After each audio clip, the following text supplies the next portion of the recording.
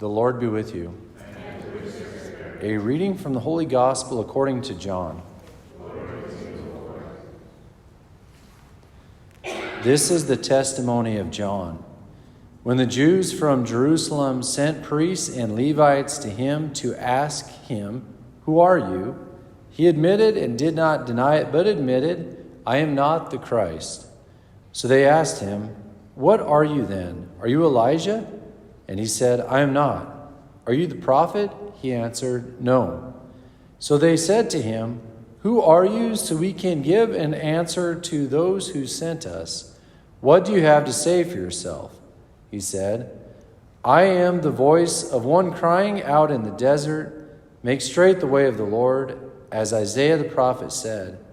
Some Pharisees were also sent. They asked him, "Why do you baptize if you are not the Christ or Elijah or the prophet?"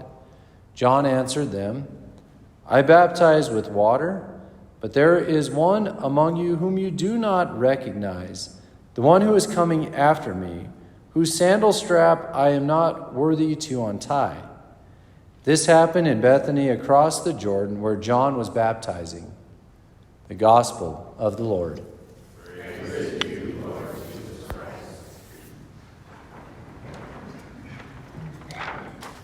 How many of you are familiar with the Cappadocian Fathers? Probably not many, right?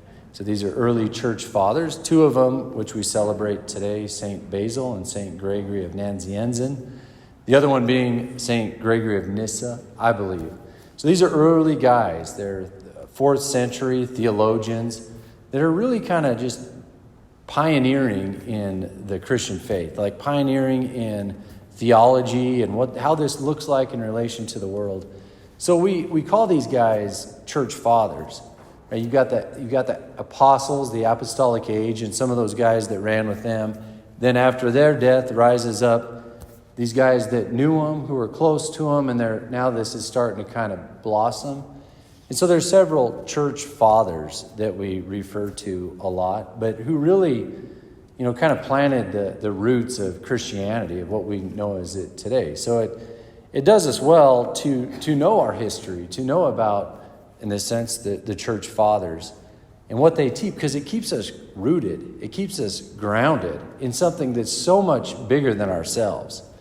So when this plant that's bearing fruit in our lives right now, Christianity is 2,000 years old. And if you go back into Judaism, it's even further than that. That's deep. That's weathered a lot of storms. And so I bring that up because if we don't go back into our history and really, go to those source materials, then we're on the surface. And then we're easily susceptible to changing currents in the world. So we see that today because our current climate, our current culture, roots are very shallow. They are deep, but we don't go deep. So a prime example of this, if you search something on Google and you come up with an article of 2018, what do? Insignificant. That's outdated. 2018, like 6 years ago now. So like all that, that's how I roll, if you guys do. But it gets so quickly out of dated. We think, just the current stuff, 2022, 2023, No, that's when we're just this, that. We go up and down with whatever the culture throws at us. But if we go deep into the history of humanity, then we're stable. Hey, humanity's been through rough waters before. I think we'll manage. Deep roots. Same with Christianity. When we sink our roots deep, we can weather the storm and we can draw from the source, who is Christ, but we can draw from those deep roots that are stable. And we get in trouble in our church too. We just get caught up in the current, whatever the latest and greatest is, and not think back into our rich history. We can do this too, and there's part of a problem, I don't know if you'd say in some challenges in the church, to even not refer back to old encyclicals. It's always like, bam, up to date, last 5-10 years, stuff like that. Like, go deep, man. Go deep into our roots, and you won't get flustered when times get tough or winds blow. We're stable. That's what history does. John hits this today. He says, in the first reading. He says, let what you heard from the beginning remain in you. If what you heard from the beginning remains in you, then you will remain in the Son and in the Father. And this is the promise that he made to us, eternal life. Okay, eternal life isn't just today. It's today, yesterday, and tomorrow. We're stable. All right, so all that being said, learn your history.